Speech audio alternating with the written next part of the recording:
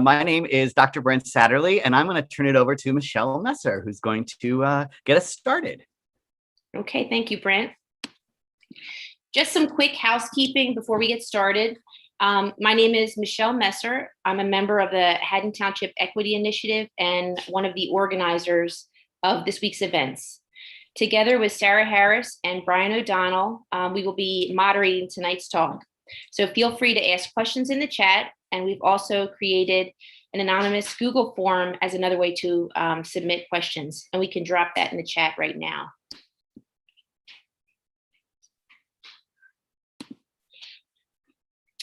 Sarah and Brian, do you want to take a quick second to introduce yourself? Sure. Sorry, I'm having technical difficulties trying to send the chat through, or the form through the chat. But hi, everyone. There we go. Hi, everyone. I'm Sarah Harris. I am also a member of the HTEI. I work at I'm the Director of Education at the National Constitution Center. So I'm so excited to continue learning during tonight's session. I will keep my eye on the chat, highlighting important parts of the what Dr. Satterly shares with us today and passing along your questions. So make sure you send those questions there as we kind of go through our session together. So thank you so much for joining us tonight. Thanks, Sarah and Michelle. Brian O'Donnell, Treasurer for the Haddon Township Equity Initiative. Happy to help facilitate here tonight. I'm a resident for just over a year and looking forward to an excellent presentation by Dr. Satterly over there. So thank you all for being here. Okay. So with my whole heart, I welcome you all to the beginning of Haddon Township's first Pride celebration. This was truly all a labor of love. Please join me in welcoming Haddon Township's own Dr. Brent Satterly.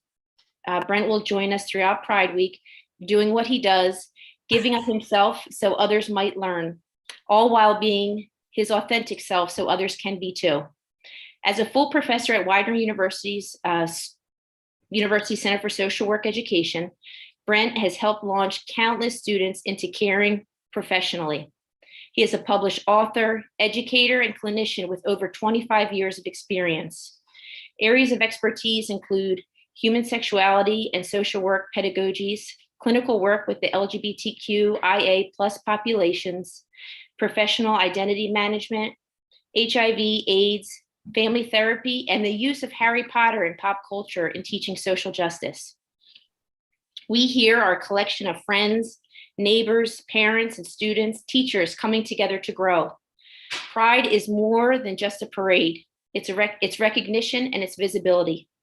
The Haddon Township Equity Initiative has made a commitment to create a community that thrives for all its members. Through our first Pride celebration, we want to make it clear: acceptance wins, inclusion wins, and love always wins. Folks, I'm delighted to know Brent, delighted. I have admired him from afar for so long, and now he's my friend. And I'm even more delighted that you'll get to know him tonight. If you are lucky, you'll also get to meet Professor Umbridge, but we'll save that magic for tomorrow. Right. As our motto goes, learn something, do something. So let's put Pride in context. Welcome, Dr. Satterly. Oh, Michelle, thank you so much. It's truly an honor to be here. Happy Pride, everybody. I'm assuming you're screaming and cheering and all that kind of awesome stuff. So I am so excited to first to welcome everyone here today to this fabulous kickoff for Haddon Township's first inaugural Pride event. It goes without saying that there's a whole series of stuff planned by an amazing group of caring, loving people that I just want to give a huge shout out to the Haddon Township Equity Initiative. I'll tell you, this while it feels like we've been working towards making this come to fruition for a long time, it really hasn't been that long. And it's been an amazing coordinated group of magical folks who have really embodied the spirit of Pride, and that is love. And so without further ado, let's learn a little bit about Pride. So, all right. All right, so welcome. There's going to be time for questions at the end, so make sure that if you have questions that you consider, you think about them, throw them in the Google Doc, and I will try to field them, and hopefully you'll be able to get some of your questions answered. So I just a little bit about me, because one of the things that my therapist told me is, Brent, you really should be a teacher because it's a great way to go about getting some of your narcissistic needs met in an appropriate manner, so to speak, which is the idea. So I was like, okay, I'll be on stage in front of a captive audience, my students. But regardless, I'm thrilled to be able to kind of bring some of this to bear. I can't tell you how healing it is for me personally. I grew up in a small town in north central Pennsylvania, a little tiny town called Wellsboro, home of the Pennsylvania Grand Canyon, aka the Big Ditch, as we called it.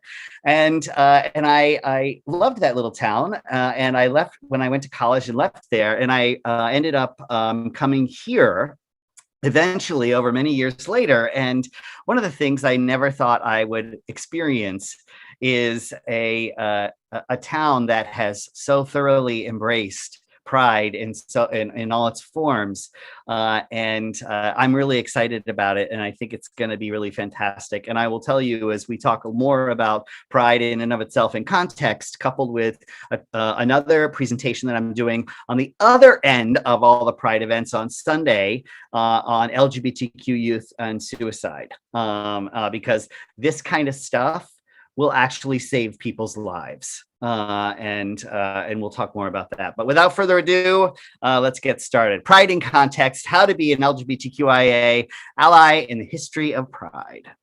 So welcome to my classroom. Here's the tea.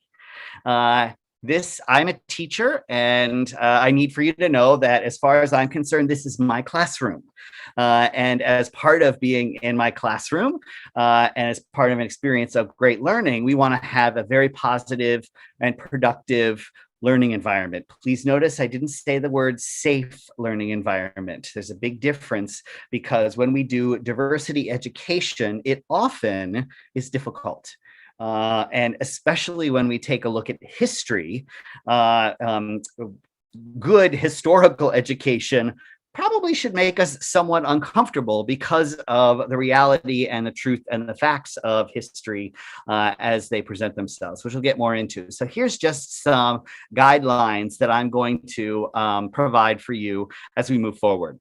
We're going to be centering queer voices. And when I use the word queer, language matters, which we'll talk about. But the idea here is we're talking about LGBTQIA folks, as well as folks within the queer community who don't necessarily fit under those umbrellas. We'll talk more about that in a bit. I'm going to ask that you seek intellectual and cultural humility.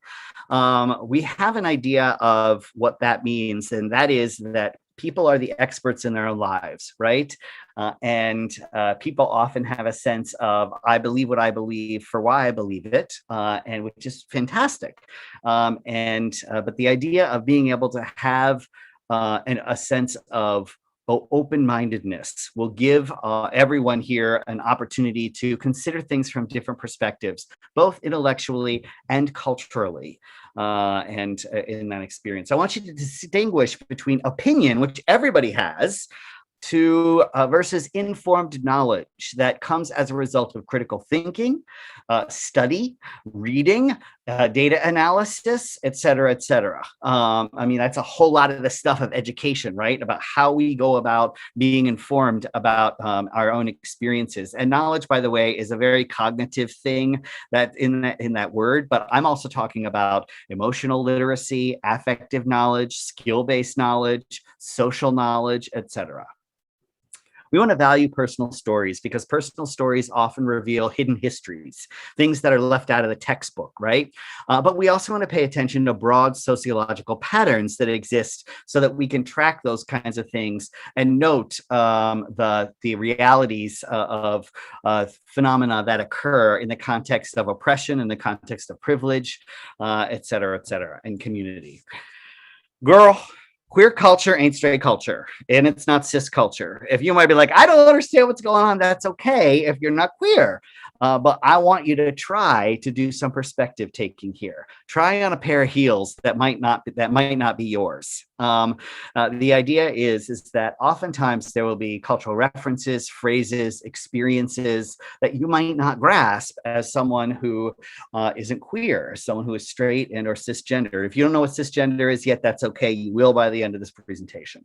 But that's a big part of it. So as I talk, it's a representation of lots of aspects of queer culture. However, I am not all representative of all queerness. I want to be real clear about that point. I am just one person. I'm just me and my social positionality, which means I'm a white, able-bodied, gay, femme male who lives in Haddon Township as a university professor, et cetera, et cetera. All that is social positionality, right? So that's a really important piece and to understand as it relates to intersectionality. Intersectionality has to do with how different identities and forms of oppression intersect. And that might involve things like looking at how racism and homophobia or heterosexism intersect, how ableism or classism intersect, being able to pay attention to that and looking also within the context of different communities and how different forms of oppression exist even inside those communities. For example, I will say in the LGBTQIA plus community, there is a lot of racism. Hence, one of the reasons why you are seeing this progress pride flag behind me that includes both the black and brown stripe as well as the trans flag stripes to represent a greater sense of belonging and the importance of visibility. I want you to self-reflect and self-correct. I'm a social worker. One of the things we do in social work is we have to pay attention to what's going on inside of us and think a little bit about where are my thoughts coming from? Where did I learn this? How do I hold this value? Et cetera, et cetera. And that's fine. You're completely allowed to hold your values. Those are important to us, right? They're like a little infant that we cherish in our arms. Oh, I love my little value, right? This is what I believe. This is really important. What happens when someone attacks your baby? I'll tell you what happens. You get defensive. You might fight back or you might run away, etc. I'm going to ask that you try to relax your tummy muscles if you ever feel defensive, because defensive reactions are really great clues for where we might need to grow. I'm so grateful when I have a defensive reaction, because then I realize, oh, this is something I need to pay attention to. And that's often a clue for me to do my own personal work. And just as an aside, while I am a clinician, I'm a big fan of therapy for everybody. But it doesn't have to be therapy. It can also be things like journaling, support groups, talking with friends, reading a book, all that kind of good stuff. Again, I want you to spot how your social positionality, your race, your class, your gender identity, your sexual orientation, your ability, your religion, your immigration status, et cetera, informs your point of view. How do you think it might have been growing up from a different perspective? And if you're like, well, I have no idea, the great news is that you can learn about some of those things through books, through building relationships with people who are different from you. I want you to understand the difference between safety and comfort. Safety is basically that nothing bad will ever happen to make you feel the least bit uncomfortable. I think that's a bunch of bunk. Good quality diversity education should push us. And what it should do is help us identify where our comfort circle is, where those edges are, and how to push them, how to step beyond our comfort zones in that experience. All right, so with all of that, I also want to note that we're in a public event and there may be Zoom bombers. That happens when people kind of bomb or make all kinds of inappropriate or sexually explicit videos or things like that. We've got some wonderful volunteers, Brian and Sarah, who are going to be watching for Zoom bombers to expel them. If we do get bombed, just stick with me, don't abandon me, and we'll get rid of them and keep moving forward. And finally, language matters. The language we use, I've used the word queer. For some people, the word queer can be very inviting and broad umbrella term that includes their personal identities. For other people, it can be off-putting because it used to be an epithet, right? A slur. Often that's intergenerational and it's different based on generations. It's different based on cultural scripts, et cetera, et cetera. And so we often end up with the LGBTQIA plus framework, or what I like to say is the alphabet soup of sexual orientation and gender identity. And even that's not all encompassing, but we will move forward as is. So before we get started with the history stuff, let's talk just a little bit about the difference between sexual orientation and gender identity. So at the risk of asking people to go to, to let you nod off here, I want you to close your eyes and think a little bit about your very first crush. Your very first crush. It could be when you were in elementary school, middle school, maybe in high school or college, or perhaps when you met a dashing local professor who is doing a training on history. I don't know. Maybe you had this ooshy-gooshy feeling in your tummy when you saw them, or you asked your friends whether or not they could ask their friends if they liked you too. Maybe you put a note in their locker, or you wrote on your notebook, best friends forever, true love always. You know what I'm talking about, right? That is orientation. That's all it is. It's who we fall in love with and who we're attracted to, right? There's lots of different theories and lots of different pieces of literature out there, but I like to boil it down to something as simple as that: who we fall in love with and who we're attracted to.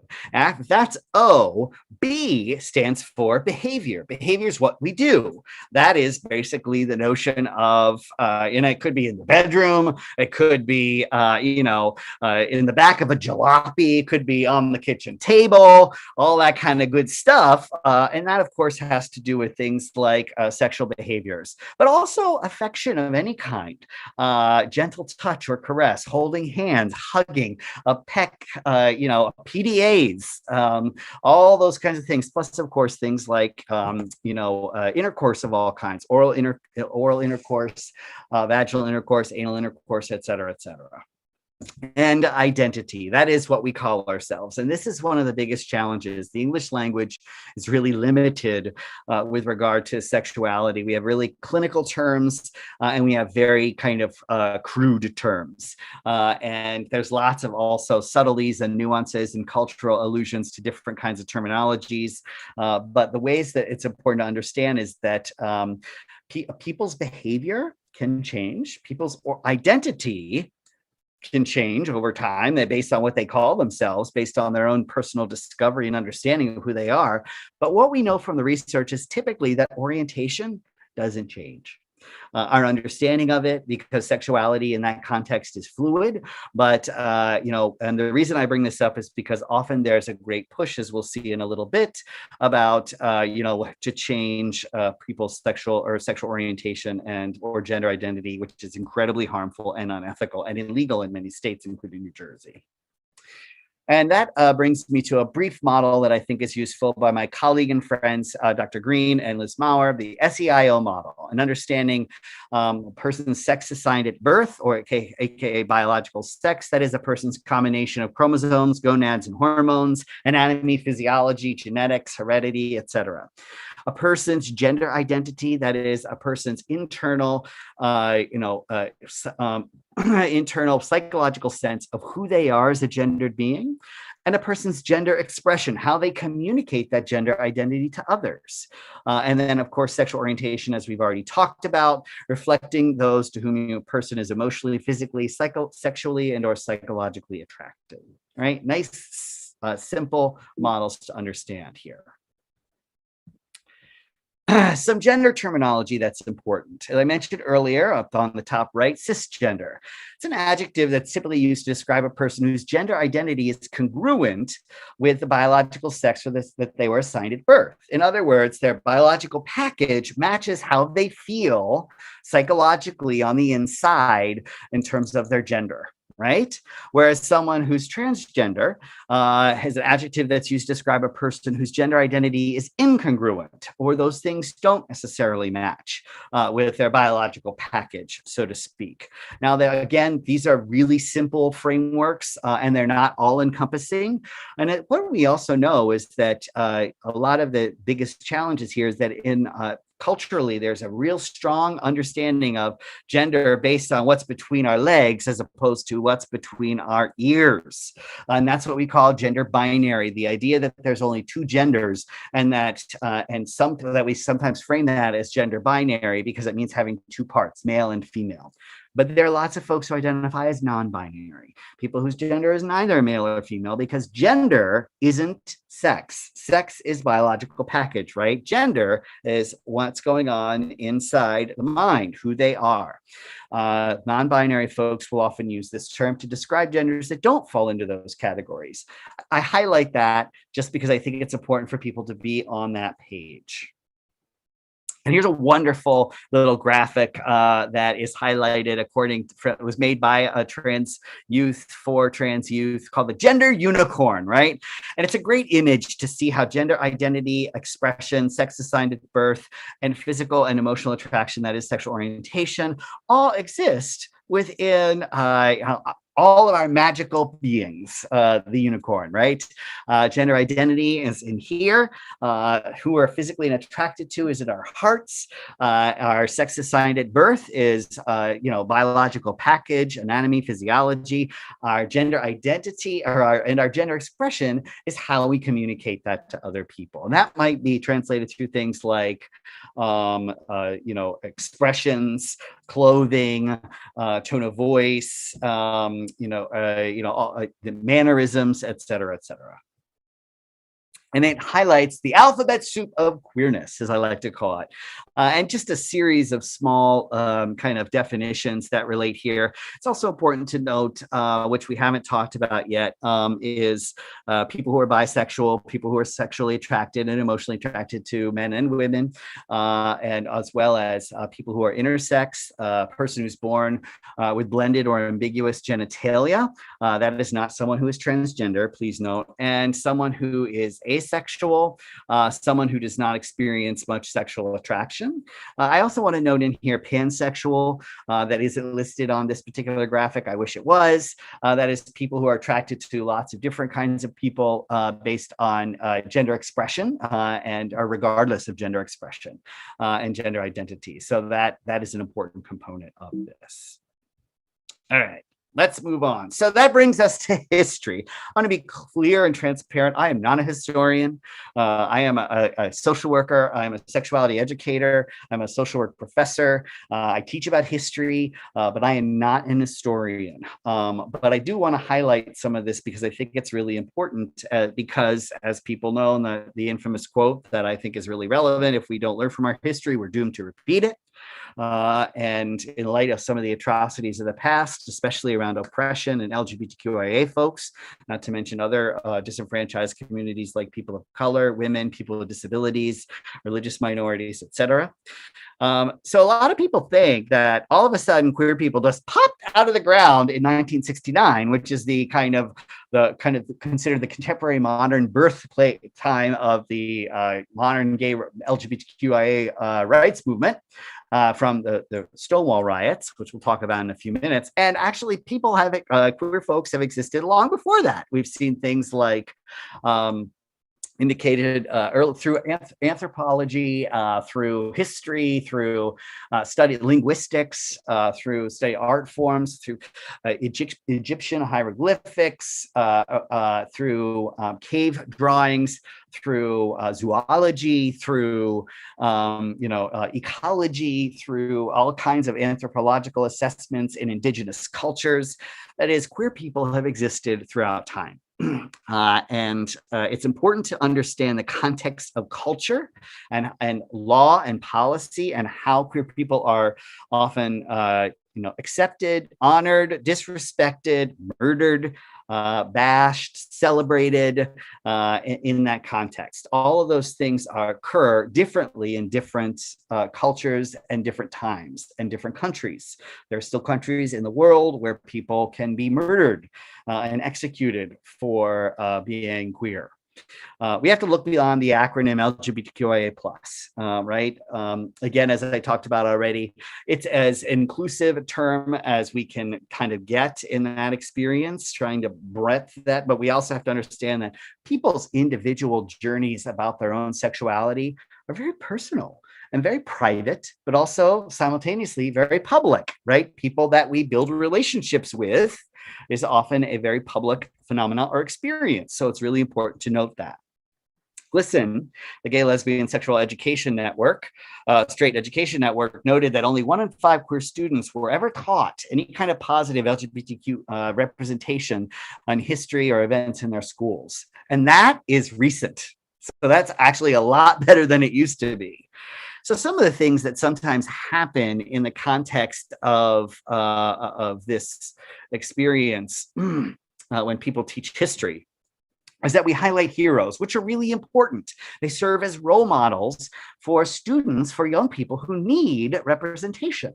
I'll never forget the first time I learned about Harvey Milk, who was the one of the first out, elected gay public officials, who was assassinated, by the way, by one of his peers on the city council in San Francisco, one of his straight peers.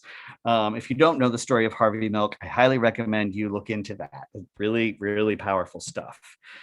In the context, please beware of birthing mythology. We don't want to necessarily boil down a hero's action like that of Dr. King or Rosa Parks that can just be minimized to one moment in time. Dr. King did more than just give a speech. Rosa Parks did more regarding advocacy than just refused to move to the back of the bus, right? They have a whole lifetime of advocacy to understand where they're coming from. We want to uplift marginalized and hidden histories, and they are replete throughout history. There are lots of ways that history is straightened up or whitewashed, or things like that to make people in power feel more comfortable. And one of the things that we know about learning about history is that oftentimes the truth and the facts about history can make people incredibly uncomfortable because we don't necessarily want to believe that those things happened. The Holocaust, the Tuskegee, the professions, many mental health professions, and turning away from people with HIV and AIDS in the 80s, internment camps for Japanese Americans during World War II. And that's just recent history in the United States, right? We're not even talking other things like slavery and so on and so forth. So those are really important components to understand that. I want to include intersectionalities, center the voices and the lived experience of marginalized people within the LGBTQIA community, which includes people with disabilities, includes women, includes people, transgender people of color, includes religious minorities, etc. There are lots of gaps and silences in textbooks and classrooms that are really harmful when we leave those things out. So that's an important component and a lot of what Pride is all about. So that brings us to a history of Pride. So a brief, a lot of people know the Stonewall story in 1969, which we'll talk about in a second, but there was stuff that happened actually before that from a contemporary point of view in the early 20th century. In World War II, suspected homosexuals, often gay males, were imprisoned and tortured by both guards and fellow prisoners in concentration camps. And they were marked because many, all prisoners were marked with different symbols to kind of identify them based on their degree of how low or awful they were. And they were marked with the pink triangle, which was considered the lowest of the low. And in fact, when the camps were liberated by the Allies, people with the pink triangle did not get set free. They got sent to prison in Allied territory. So it was not liberation for people with pink triangles. And a big part of that is understanding how, and a big piece of not forgetting history here is silence equals death. That is the meaning of the pink triangle for us. We cannot forget. We have to speak up because we cannot allow oppression and fascism to get a foothold. There are different societies that sprung up in the United States, the homophile movement, the Madison Society, the Daughters of Bilitis, that did all kinds of different work, even right here in Philadelphia. The Madison Society marched annually right outside of Independence Mall. On an annual basis to protest anti-LGBTQ military service policies and what the notion of that we're just like you. And that was a big part of some of the push. There were lots of clashes with police in different cities, so those are pretty well documented throughout history. And that brings us to the heel that was thrown around the world. The Stonewall Riots in Greenwich Village in New York City in June of 1969. It's said that Marsha P. Johnson, a Black drag queen, was one of the first people to resist raids from the local police, because police often raided gay bars, bathhouses, and so on and so forth. It's a really important part to understand, as people were being bashed, arrested, and thrown into paddy wagons. It was Johnson and other drag queens, other lesbians, trans folks, people of color, gay men, sex workers, who rioted and continued to riot on and off for 5 nights, throwing bricks, stones, shot glasses, high-heeled shoes, all that kind of stuff. As a result, it's really important to note that this continued to be recognized. The homophile organization that I talked about earlier had a conference in Philadelphia, and they proposed a march on an annual basis in response to Stonewall events. And that is where the marches that exist in Pride were birthed. And so that is part of why those things come, is to remember resistance to state-sanctioned violence. We've seen those things happen in vulnerable populations and disenfranchised communities before, and still do.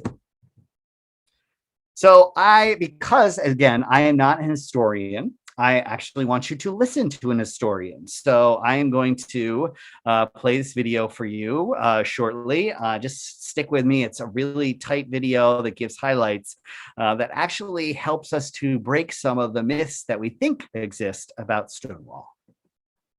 Who threw the first brick at Stonewall? Some say it was Stormy DeLavier. Marsha P. Johnson. Sylvia Rivera. It's a question that calls attention to overlooked LGBT elders, but also... Jason Mraz threw the first brick at Stonewall. Judy Garland threw the first brick. Scarlett Johansson. It's become an inside joke about queer icons and straight allyship.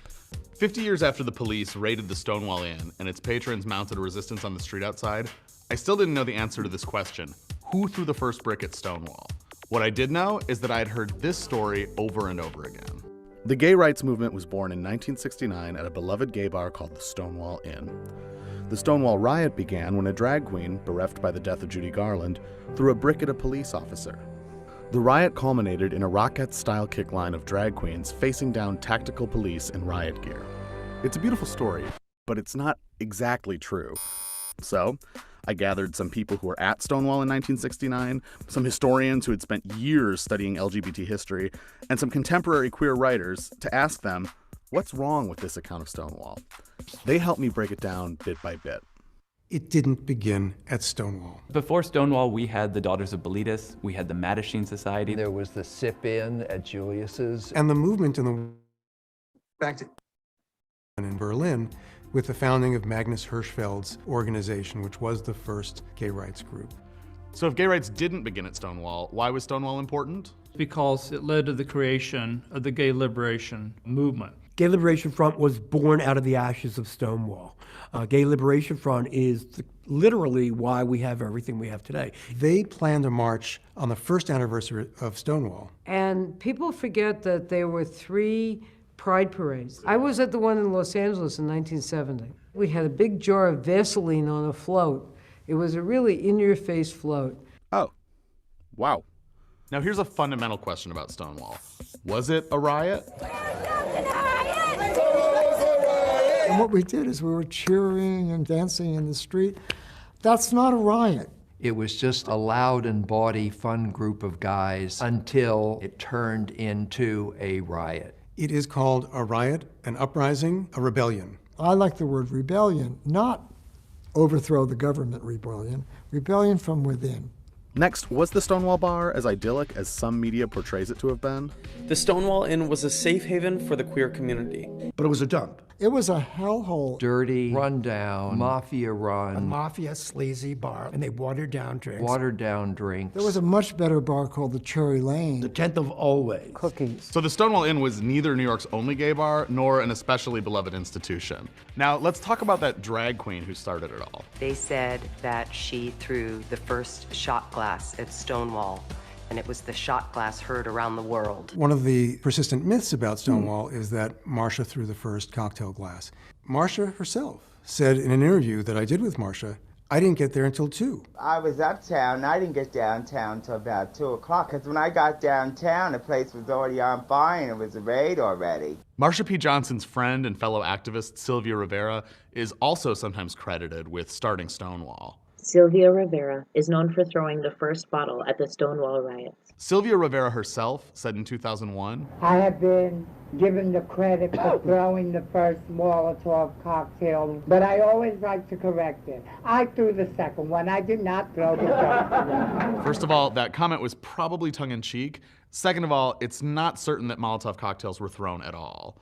Regardless of what Rivera and Johnson did at Stonewall, their impact on the trans and gay movements can't be overstated. When I see people saying Marsha and Sylvia were the ones who threw the first bricks, I want to remember them in a way that feels honest, because their legacies extend far beyond that night. However, there was a gender nonconforming person that several witnesses credit with catalyzing Stonewall. She was very butch and she was tough, and the police were being rough with her, and she was really fighting back. We have 4 independent accounts who said that this woman's fight with the police is what tipped the scales and set it all off. She called out to the crowd, "What are you doing? Why are you just standing there? Why don't you do something?" Some people say that woman was Stormy DeLarvier, a lesbian who worked as a bouncer at the time. DeLarvier sometimes took credit and sometimes denied her role, but so far there's been no conclusive proof of who exactly that butch woman at Stonewall was. And now, ladies and gentlemen, Judy Garland. Judy Garland's funeral took place at Campbell's Funeral Home on the afternoon before the events at Stonewall. The patrons of the Stonewall used their grief over Judy's death to rise up and fight back. But were the two events related? The worst question that people ask about Stonewall is whether it was caused by the death of Judy Garland. If one looks at the accounts published in 1969, there's only one account that mentioned Stonewall and Judy Garland, and that was written by a right-wing columnist to mock the movement. You're trivializing our anger and oppression of 2,000 years to a singer. So I went to Judy Garland's room, and a lot of Stonewall Queens did. Oh, it was like Noah's Ark. All of Judy's fans. God bless Judy Garland. But no, she was not the cause of the Stonewall Riot. No. So now, let's talk about that brick. One of the most derided representations of the first brick came from the 2015 movie Stonewall. Gay power! All anyone wants to talk about is who threw the first brick. Who threw the first brick? People claiming, I threw the first brick. First off, it asks were bricks thrown. Where were those bricks found? Apparently there was a construction site that had a pile of bricks. I heard that last week. Did they show you a picture of that construction site? It's possible they were pulling rocks from the street. I haven't determined where that would have been unless it was in the park. If there's a tree pit, they're usually lined with something. Around this tree, there were these stones. I pulled up the stones. I know I threw stones. I don't know if I threw a brick. I doubt it. I think I was a stones man. So objects were thrown that may or may not have been bricks. But amidst all this chaos in the streets, did they really form a kick line while facing down police in riot gear? No, there was not a kick line at Stonewall. There were many kick lines at Stonewall. And I'll be glad to give you the lyrics. We are the Stonewall girls. We wear our hair in curls. We don't wear underwear. To show our pubic hair. It was done to the tune of the Howdy Doody theme. It's howdy doody time. You're right, it is. All right, so we've worked out a framework for what happened at Stonewall that many people can maybe mostly agree on. But why does this even matter? Why are we nitpicking this to death? Because when we talk about what happened at Stonewall 50 years ago, we're also talking about issues the LGBT community is still wrestling with today, namely transphobia and racism. There's one graphic I'm thinking about in particular. Trans women of color throwing bricks at cops gave me the right to get married. I think a lot of people cling on to these narratives because trans women of color are often already sidelined. I mean, there were some individual people of color, but it was not a group of trans people of color who started the rioting. If people start telling stories not as they were, but as they would like them to be, that procedure can be used by anybody for any purpose. So I think that we need to be consistent in the truth. If we are demanding that our history be respected, then we have to respect it ourselves. You have to apply the same criteria to our history, that it be worthwhile, that it be accurate, that it be well researched. We should recognize our warts as well as our flowers, as it were. I mean, I think historical erasure is real. How do we tell a history of something when our lives aren't in archives? Speculative fiction and historically informed fiction, to me, are ways to answer that question. And it doesn't have to be true to be meaningful. Stonewall was a messy evening. LGBT histories are very messy. I think naming that doesn't take away from the importance of what happened. I don't think anyone threw the first brick at Stonewall. And at this point, I don't care who threw the first brick. Oh, I don't think it matters. And it doesn't matter. Like, it doesn't matter. It's okay that we don't know. If it wasn't a brick, it was a rock. If it wasn't a rock, it was a purse. If it wasn't a purse, it was a shoe. If it wasn't a shoe, it was a glass. If it wasn't a glass, it was a dirty look. It was all of those things. It wasn't just that day, it was days before, and it was many years after. It's 50 years later, and we still can't agree on exactly what happened that night. But that's all right. Stonewall was about people reclaiming their own narratives from those that told them they were sick or pitiful or didn't even exist. Part of telling your own story means living openly and partying at parades, but it also means contending with other people's versions of that story, even if theirs doesn't match perfectly with yours. As Chrysanthemum Tran said, that can be messy, and that's okay. I love a messy party. Hey, this is Shane. I produced this video covering all of our... Okay. Who threw the first?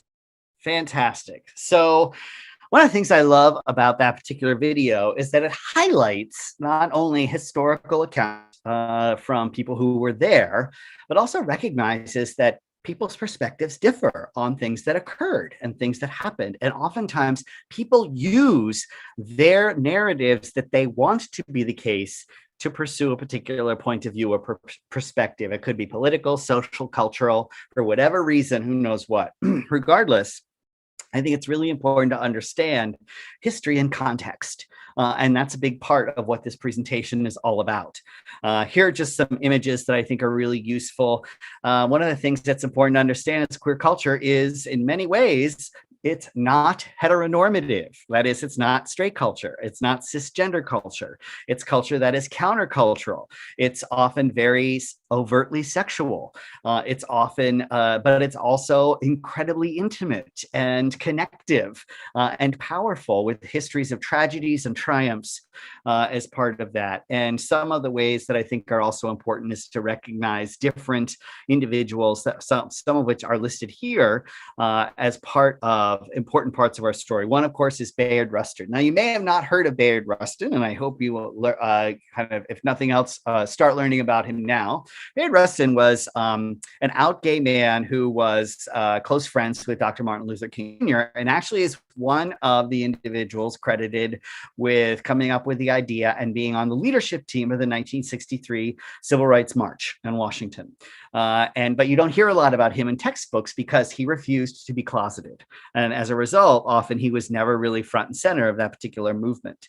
Audre Lorde is a brilliant and wonderful, mother, poet, and out lesbian as a Black woman, and also very much used to write about specifically that there is no hierarchy of oppressions. When you begin to undo one oppression, you affect another, because a lot of it has to do with the nature of privilege. That is, the privilege being the invisible, unearned, and undeserved granting of power or status, often based on things like race, class, sexual orientation, gender identity, religion, etc. Harvey Milk, as I already spoke about, one of the first out gay politicians elected in the United States. Barbara Giddings is a friendly acquaintance of mine who's long since passed. Her partner actually just recently passed this last week. I believe actually the last day of May. Barbara was a member of the homophile movement who did early work in marching right outside of the city of Philadelphia, at a time when it was incredibly dangerous, then you could easily be murdered for doing something like that in pre-Stonewall. Billie Jean King, a transgender woman, famous tennis star, and Laverne Cox, who is just magical and amazing in her own right. Transgender woman. There are also other people and communities and organizations that I cannot do a thing about history of Pride without talking about, and that is Leatherfolk, Bear, Kink, BDSM, Dykes on Bikes, Queer Faith Community, PFLAG, Parents, Friends of Lesbians and Gays, out members of the armed services, which at various points in time in our history was incredibly dangerous and could get you, discharged dishonorably. Also, developmentally, LGBTQIA older adults and teens and youth of all kinds, as well as different HIV/AIDS organizations. All of these are just part of our history and understanding that there are aspects of Pride that are very expressive, colorful, magical, and in many ways overtly sexual as part of it. Because one of the things that makes Pride and queer history different is how we love. And how we love is often overtly sexual and in ways that are different from the ways that heterosexual folks do or the ways that cisgender people experience or express love. And it's really important not to water down that aspect of Pride because I'm not a sex negative educator and in that context. And want to, just as an aside, any parents or that are on this particular or caregivers, I strongly encourage you to have comprehensive, developmentally appropriate, and culturally sensitive sexual conversations with your kid about human sexuality in all forms. And the reason being is, if you might say, no, they're too young, I'm going to say, well, other people already are having those conversations. Don't you want your values in there? Please have discussions with your children about human sexuality and history, and that's a big part of it. That's a whole nother training. Here are just some examples of some other amazing folks, looking at some of the history here. Some are entertainers, politicians, citizens, military folks, famous athletes, authors, professions, activists, et cetera, that I think are really important to recognize. And I'm going to kind of throw a couple things in the chat here to give you a couple lists of folks that I think are important. So just bear with me. This is a nice history of Stonewall. What it was like to be gay during World War II. Some very, very powerful images about the untold gay stories of Auschwitz. Please be aware some of those are very explicit in their presentation. So I want you to kind of note that.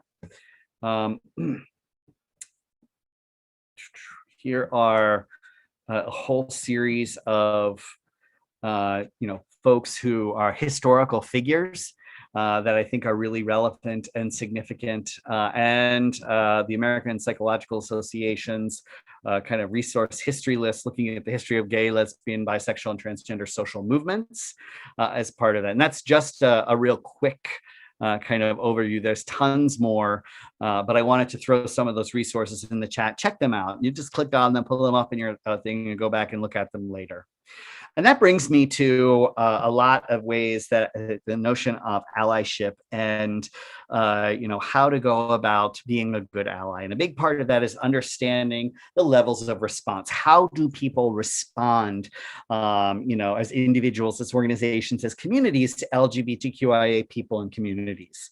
This model was actually originally designed in a book by Nelson and expanded actually by myself and my husband, Dr. Don Dyson, on the church's response to homosexuality written in the 70s.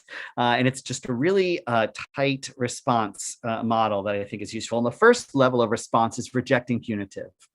And it really is embodied by queer folks are evil and should be punished. Queer folks are evil and should be punished. This would be embody a lot of hate groups, the KKK. The image you see there was, GAY got AIDS yet. Lesbians can't raise kids. So that was protesters I actually saw in the 2019 Philadelphia Pride Parade. Please don't be surprised if we have protesters actually at our Pride Parade. One of the things that the history of queer folks in Pride parades often do is simply say shame, shame, shame as we walk by them to drown out their protests. And it's quite empowering. The Ku Klux Klan, and for folks who may have ever heard of Westboro Baptist Church, the late Fred Phelps used to protest at, the funerals of veterans because of the then policy on don't ask, don't tell, which he thought was way too liberal and progressive for the armed services. And this particular horrific picture that you see here is actually him holding those signs at the funeral of Matthew Shepard. Matthew Shepard's mother saw this. Matthew Shepard was the gay man who was murdered, who was kind of kidnapped and pistol whipped and hung on a fence out west in a field where he hung for days before he was found, and he was left for dead. And of course, he died a few days later. This gentleman was holding these signs at his funeral. So it's that kind of hatred that we're talking about. The other piece I wanted to point out is in the video, there was some discussion about how many transgender women of color, especially being sidelined, targeted, etc. Transgender women of color being murdered. That's what's happening. They're being murdered. And right here in Philadelphia, Dominique Remy Fells, say her name.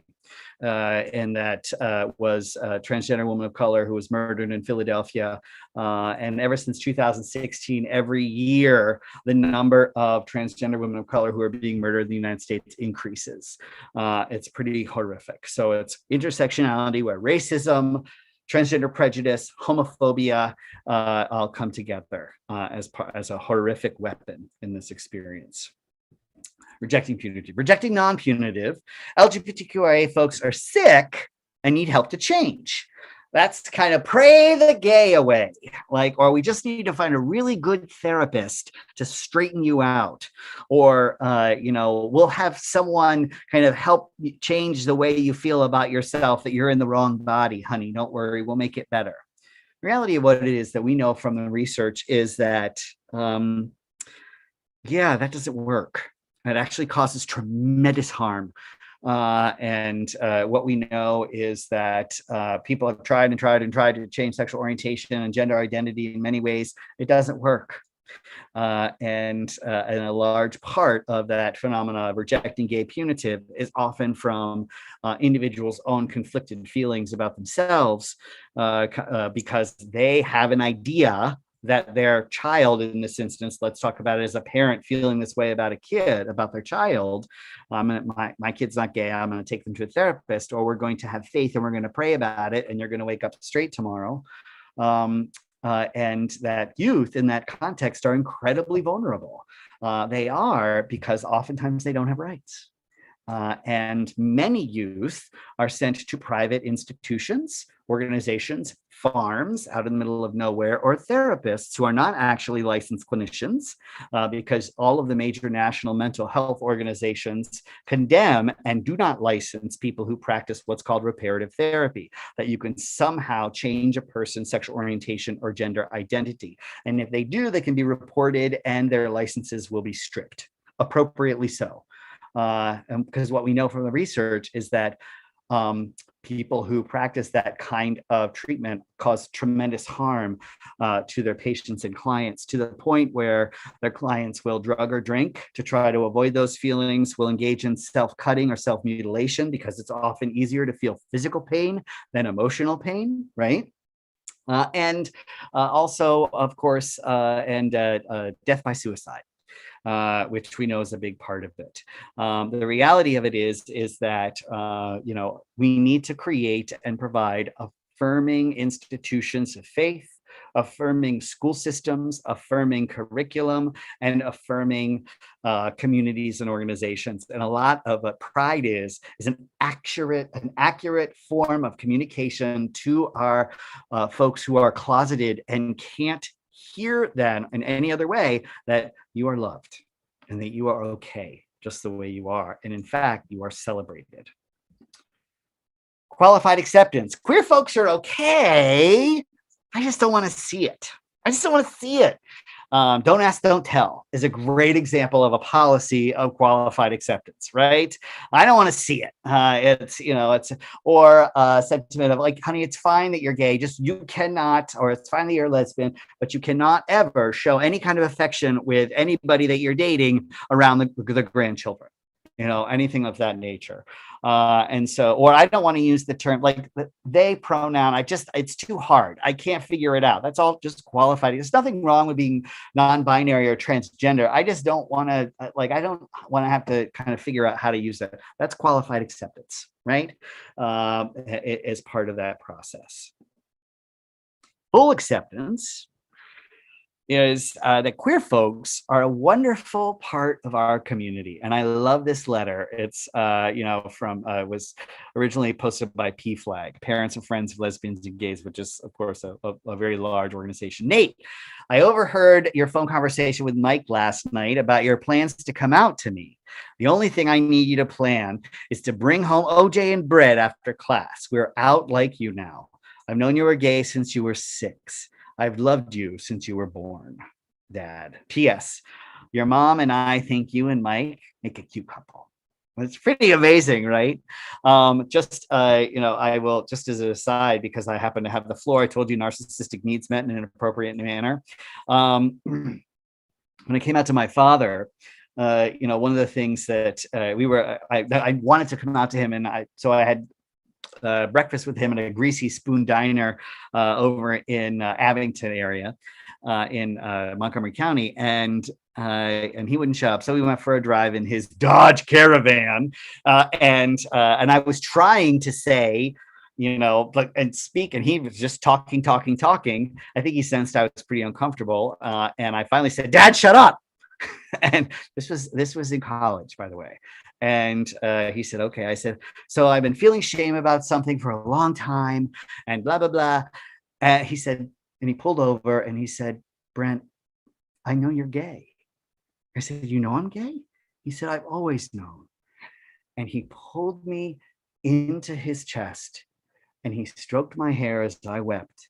And he said, I'm so sorry you had to go through this all by yourself. Full acceptance. It saves lives. And I mean that from experience. And finally, advocacy.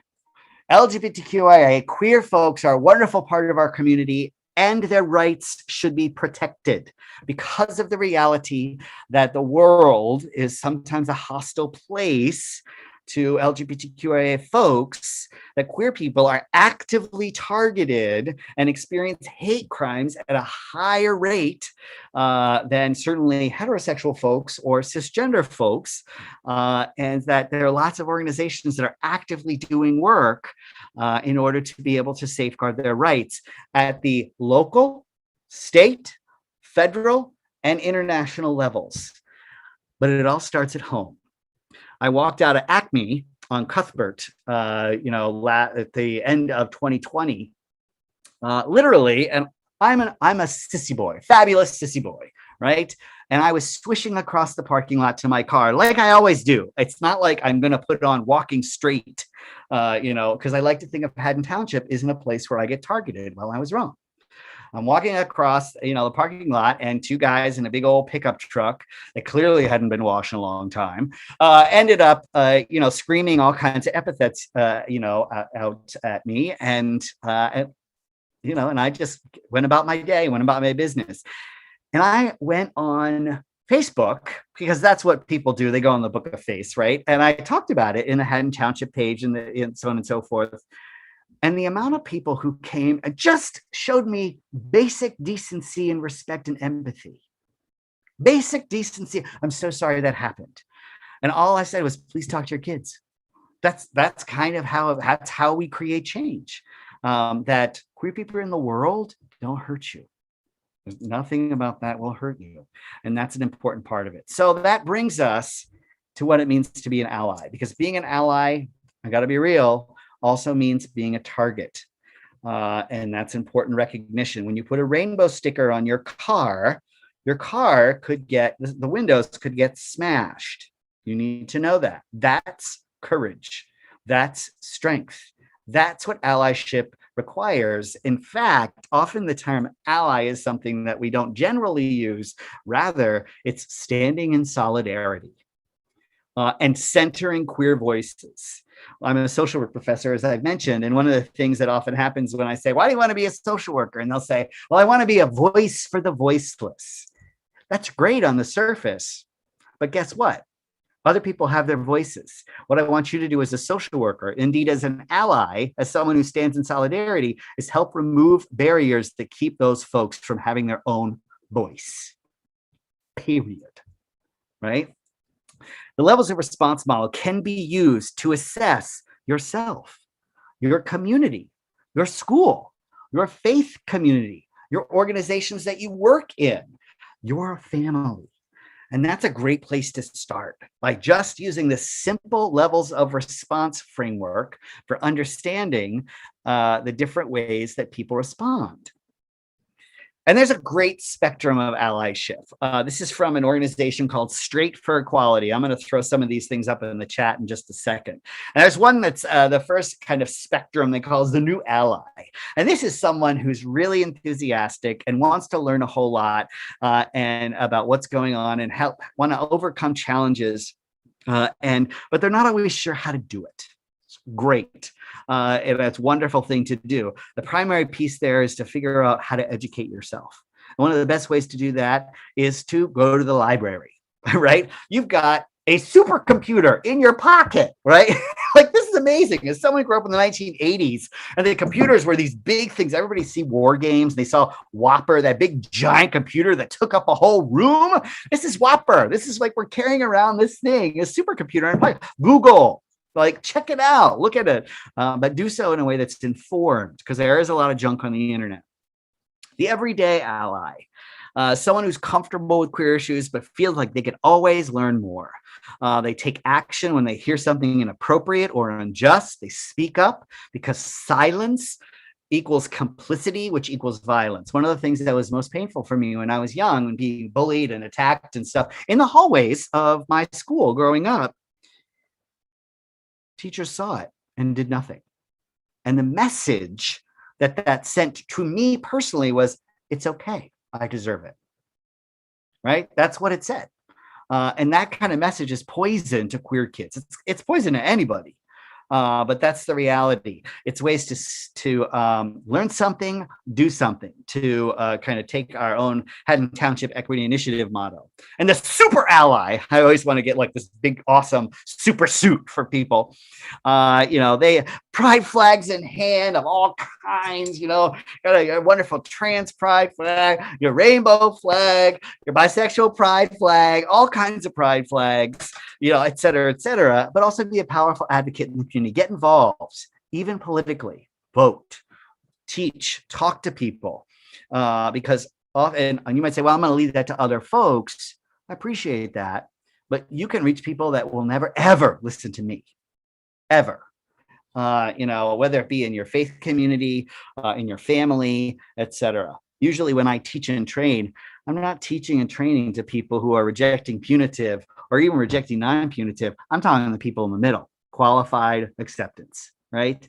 And what happens is, and there's a shift there, and that's an active part of my own personal advocacy. So that brings us to what's up with pronouns, because I think this is a form of advocacy. Just because I may present more femme doesn't mean that I'm any less they, them. You know what, that thing where you're eating a meal, but you're not really eating a meal, you're just kind of picking at food on the counter. My family and I were doing that one night, and I just kind of looked at them and said, hey guys, I'm non-binary. I don't have a gender. In my opinion, gender is a universe. It is a broad spectrum of planets and stars and sky that truly cannot be contained into a binary. My pronouns are they, them, theirs, and that's a non-negotiable. And they were all kind of like, okay. I think one of the main reasons pronouns are so important is because other than our name, it's one of the main ways that people identify and call us. My pronouns are personally very important to me. Growing up, enculturated into kind of a system that really subscribes to toxic masculinity, I was always uncomfortable with being called dude, what's up, man. I was so bad at dapping people up, how guys do that whole like that thing. I was so bad at that, and it just I felt very alienated every time someone would do that to me. So when someone identifies with a pronoun, they're essentially taking their little piece of that broad universe and identifying with that. And so in using their correct pronouns, we're validating that yes, you are right in your identity and you are important and we're respecting you. Coming into terms with my gender queer identity has been one of the most challenging but also rewarding things that I've done. Laverne Cox kind of famously said, misgendering a trans person is an act of violence. And it is. It's an act of psychological violence. It's a denial of somebody's personhood and a complete refusal to acknowledge their identity, whether intentional or not. And so it is something that is entirely wrapped around our everyday lives. So just walking into a restaurant and hearing someone say she, will happen within 2 seconds of me entering, which doesn't happen about any of my other identities. They're not gonna be like, oh, you straight person, that doesn't happen.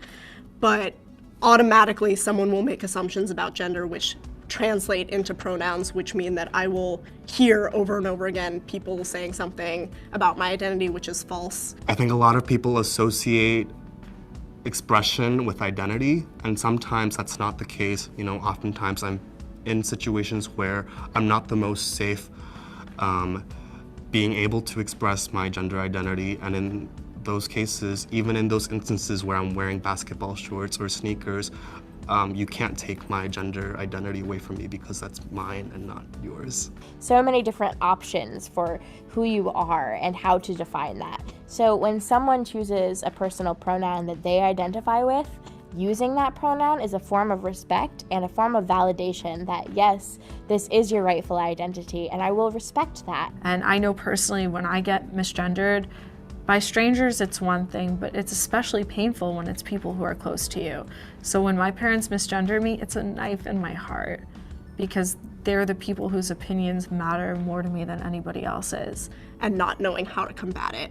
It is constant, and it is such a prevalent part of our society that being misgendered happens countless times in a day, and that builds up really quickly, and it can really be difficult for a person to hear over and over again because it invalidates your identity over and over and over again. Pronouns are important because they are the smallest and easiest way that you can acknowledge somebody's identity. And I also don't like that people call them their preferred pronouns because it's also not a preference.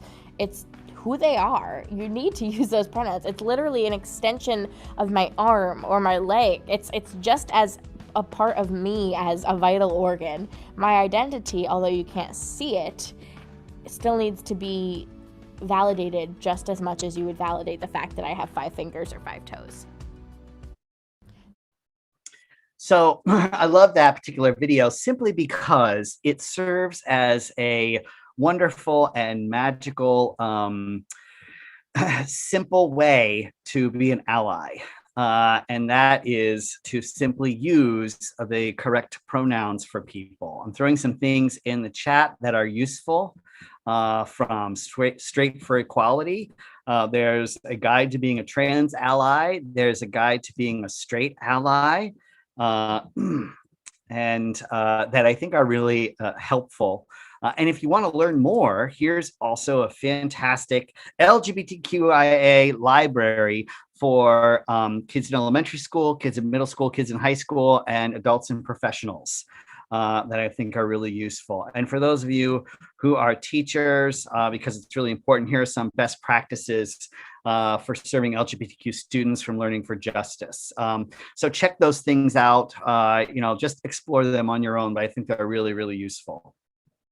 So the idea is when you use pronouns, you're being correct pronouns, you are being a great ally. And that's a big part of it. Something as simple as that. Language matters, right? And just an FYI, they're not people's preferred pronouns, they're people's pronouns. That's what they are. So it's not a person's lifestyle, it's their life. Sexual orientation is not a lifestyle. And kind of that's part of it. So ally basics. Educate yourself, explore your own prejudices gently. One of the things I loved reading some of the work of Peggy McIntosh, Unpacking the Invisible Knapsack is a great classic article. If you have never read it, Peggy McIntosh's stuff is fantastic.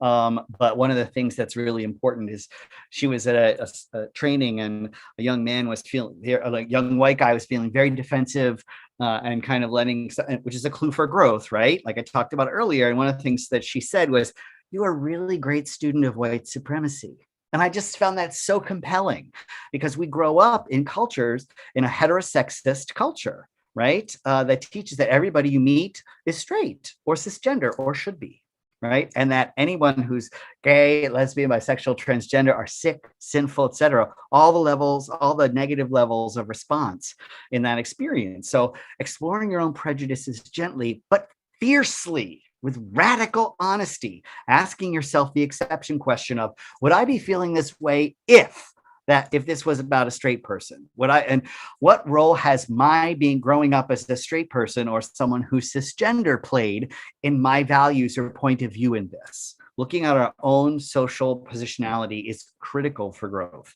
Be open and think critically. Listen, learn, read, open a book, crack a book. Fantastic. Expand your circle. Get to know queer folks. We're crazy awesome. And understand and explore queer art, ideas, cultures, et cetera, et cetera. Don't assume that all of your friends, all of your family, all of your coworkers, all of your neighbors are straight or cisgender or who've never explored parts of themselves. They are just as complex and contradictory and as you are inside, right? That's important to respect. Open your mouth. Silence, folks, is complicity. Just like that teacher, who said nothing when I was being bullied. I can tell you, my mother wasn't happy about that and went right to school and raised holy hell because my mother's a fierce protector. We'll be marching actually in the parade. So I will tell you, queer positive parents and families are a gift and wonderful, and not all queer kids have those. You can be an ally for those kids. Teach equality. Talk to children and families about diverse families, different ways that people love. Be mindful of daily messages that are sent and talked about queer folks in school, friends, social media, TV, music, video games, magazines, et cetera, because you never necessarily know if there's a queer child sitting right next to you or a queer person who's your neighbor. Reconsider folks who you support. Just got to be real. There's lots of ways that you can choose to spend your money. And I often encourage people to support LGBTQIA positive organizations that have very inclusive queer policies. Many ways money talks. Advocacy means action. Advocate for queer people and defend them from discrimination in all aspects of your world. Be respectful. Use affirming names or pronouns. Respect queer relationships and culture. Yes, even PDAs. One of the most powerful things is having the courage to walk down Haddon Avenue holding my husband's hand. And straight folks hardly ever think about that, ever. And so that's really important. Live like you believe that all people, regardless of sexual orientation and gender identity, should be treated with dignity, respect, and worth. And recognizing that the media matters. If you see misrepresentation about queer people, contact them and contact the Gay and Lesbian Alliance Against Defamation. That can do something about it. That's a great part of being a straight or cisgender allies. You will save lives. That's a really important understanding around how this works. You will save lives. Parents, educate yourself. Caregivers, seek resources. Have ongoing, developmentally appropriate and culturally sensitive conversations. Sorry, oops. Sorry about that. Hold on just a second.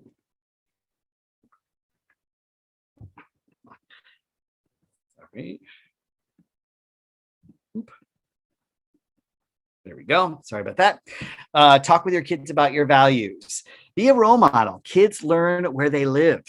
The language you use, the way you talk about folks. Be aware of social media and, bullying of all kinds, including cyberbullying.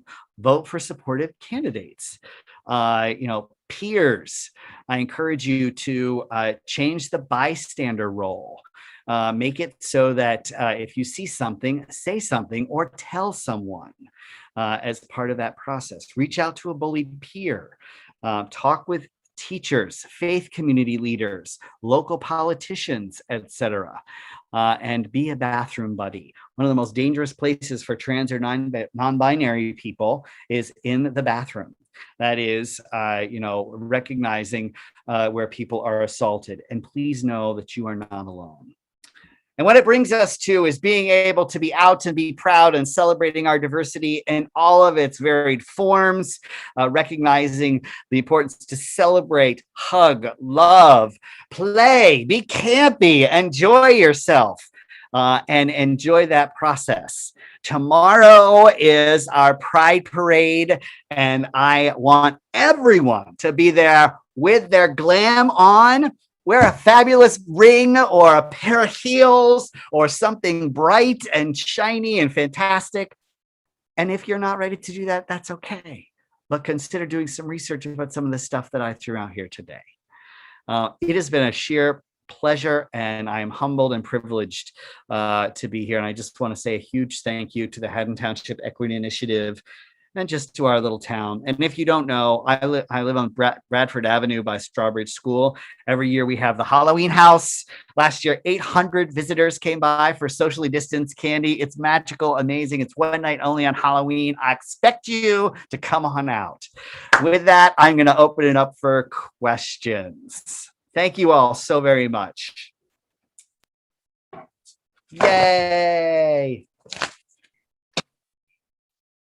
Brent, you're amazing as always. We really appreciate. Oh, go on. No, go on. Go on. No, I am. All the important information that you shared, and I know that we have some questions. So, Sarah, if you want to check out the Google form, I know that we have a couple questions there. Absolutely, I'm happy to pass some of those along. So, Brent, we have a couple of questions that came in before the session and then during the session as well. So I'll just kind of go in the order in which it was received. Sure. So the first question, how do you introduce someone towards the idea of becoming an ally who was previously homophobic and or transphobic? It's a great question. Just as an FYI, I was previously homophobic and transphobic, myself, because I get messages just like folks. I mean, I grew up in the United States. I grew up in a culture that regularly talked about that queer people were evil or should be punished. And I grew up in the 80s, right? In the age of AIDS, is that being gay meant you were going to die and you deserved it. It was God's punishment. So the notion here is that the idea of what it means to be an ally, it might frame in the context of almost like qualified acceptance here. The idea of what it means to educate yourself a little bit, and even if it's just on your own terms. But the best thing you can do is build relationships with LGBTQ folks. Expand your cultural awareness, build your circle. I'm a professor, and I had 3 nuns in one of my sexuality classes that I was teaching. And at the end of the class, one of the nuns came up to me and said, "I'm really mad at you." And I said, "Why?" And she said, "Because I have to leave my order." I was like, "What?" She said, "I have to leave my order because I just can't believe that you're going to go to hell. I just don't believe it." The reality of it is that building relationships with people changes lives, because what it does is it creates cognitive and affective dissonance, kind of dissonance being like 2 odd notes on a piano that don't seem to go together, and it creates that tension. That's what dissonance is in us as we're trying to understand and think based on what we know. And what it means is we've been taught really clearly that queer people are evil, they're wrong, they're dangerous, because they're being, a lot of times people don't understand, and what they don't understand, they're afraid of, and when people are afraid, they become violent. So a big part of being an ally is doing that own self-reflection. Best thing I encourage people to start doing is journaling. Like, do something in your own journaling. Find people in your life that you can talk to, who you feel you're comfortable with, to have those conversations, and then expand your circle. Wonderful. So another question that came in is, as a member of the LGBTQIA plus community, I sometimes feel as if my voice is overshadowed by a more vocal ally. I understand that allies can help us bridge the gaps in helping others be more understanding, but what do you think the middle ground should be in those who have a voice? Yeah, a lot of that goes back to some of what I talked about before about what it means to center queer voices. And this is something that we've seen in other social movements as well. The idea of what it means, like as someone who regularly does a lot of anti-racist work, as a white person, have to often regularly check myself not to try to put myself out there, and instead center Black voices, communities of color, look at indigenous ways of knowing. I mean, all that kind of stuff. It's how I teach in that process. And so a lot of it has to do with centering queer voices in that experience, and actually allowing LGBTQIA people to speak for themselves. And if in any kind of professional capacity in that, or speaking or doing a teaching and training, pay them double. Because it's a lot of emotional lift for LGBTQIA people to teach and train straight and cisgender folks about them, right? And so what I often encourage folks to do is do your own homework, and in that experience, center queer voices and queer perspectives. That's a fantastic answer. And there are a couple of more questions that kind of both have to deal with pronouns. I'm going to ask them together, but just let me know if you want me to repeat anything as well. No, go ahead. So one person shared that pronouns make them nervous because I would never want to offend someone, but how am I to know someone's pronoun? Is it to be assumed unless otherwise told? And the second question that kind of goes along with this, I've seen non-binary use the term ladies and gentlemen in fun context, but then I've seen other non-binary become offended by the term. Can we explore that a little? So kind of diving into this concept of pronouns and titles and things like that too. Yeah. I mean, when people say that they're nervous about pronouns, I get that. I understand. It's really about a retraining of our brain, and forgive me for being biological or neurobiological geek for a second, but the idea of creating new pathways in our minds, we can do that. Because we can, the brain has plasticity. That is, we can develop new and different pathways of thinking, and that's a basic thing, is learning new habits. We have to practice them, right? And those things become habits. Transgender and non-binary people would much rather that you say, what pronouns do you use? Something as simple as that. And bam, you've just both communicated respect dignity and worth, and that their personhood is valuable to you. And that kind of stuff literally can save lives. It also helps other people pay attention who are in earshot that you want to be able to do that. And if you make a mistake, just own it. I'm so sorry, I misgendered you. I didn't mean to. I'm going to try harder to pay attention to that, and then do so and practice it. The frame you were talking about, ladies and gentle them, is that what you said, Sarah? It's ladies and gentle them. I practiced saying those a lot before I asked the question. Ladies but yeah, and gentle them. Yeah. And the reality, some people have different like feelings about what kind of verbiage is used. I mean, again, some of that is cultural scripts, you know, different circles like different things, and some of it is campy, some of it's in-group, out-group stuff, you know, and like often with my queer friends, we'll use a lot of things like, oh, come on, sister. Or we'll use different pronouns to refer to other, like I'll use often she to refer to some of my gay male friends. I mean, some of that's cultural, queer culture stuff that doesn't always translate into straight culture. And so being open and learning about different cultural concepts, your best bet, if you are concerned about offending people, is simply to say, what pronouns do you use? Brent, I've got one here from the chat. My partner is pansexual and we have a pride flag out. I'm worried to offend other members of the LGBTQIA plus community because we present as a straight couple. Is this okay? Are we being offensive? You belong at Pride. Absolutely. I have a fantastic, I have a pansexual mask on that I wore so much because I think it's so important to support pan peeps because you belong at Pride. And no, you know, I mean, people are going to get offended about a whole lot of things. It's just true. They are. Live for yourself in that. But as far as I'm concerned, you are part of my community and I celebrate you and yours. Wave and fly that pride flag because we don't always know who people are just by looking at them. People make all kinds of assumptions. Big difference here. You know, the whole notion in some of my classes, you know, don't judge. I always say that's a bunch of bunk because people judge immediately in their minds. It's instantaneous. We have ideas about people based on how the things we project upon them. Big difference between judgment and condemnation. Condemnation is actively putting other people down. We don't want to do that.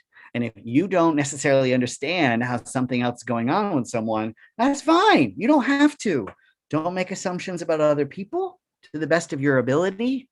And if you want to learn more about it, crack a book, do some homework, build relationships with people who are different from you. You're hearing a pretty common thread here, I hope you hear in that experience. It's one of the things I love about Haddon Township. Say hello. I'll just share, Brent, that I'm getting a lot of messages, thank you, and saying how fantastic this is and validating. So just wanted to share that from what I'm getting here. Wonderful. Well, wait till you see me tomorrow at the front of the parade with Mr. Mayor. It'll be fabulous. I won't look this boyish. That's really wonderful. Thank you all so very much. Were there any other questions or have we covered just about where we're at? Okay. I think that brings us to our end. Oh my gosh, it's 8 o'clock on the dot. Yes. You know, and so I want to just say thank you so much that you all are here. It speaks volumes to me.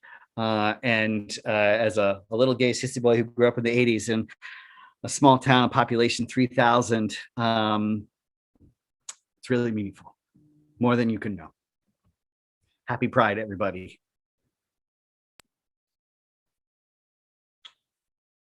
Wave that flag. Brent, thank you so much. And like Brent said, we invite you all to join us tomorrow on Haddon Avenue for Haddon Township's first Pride Parade. We're looking forward to celebrating everybody. And thank you. Thank you very much.